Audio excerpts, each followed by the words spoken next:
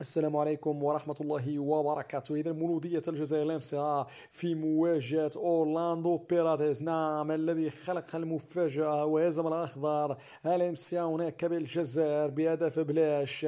وبالتالي واهن من يعتقد أن المولودية سلم كل أوراقه، يملك الكثير والكثير ليقدمه مولودية الجزائر في مباراة الذهاب أمام أورلاندو بيراتيس الذي حقق 4 انتصارات في آخر 5 مقابلات له، في حين مولودية الجزائر 3 انتصارات وتعادل وهزيمة.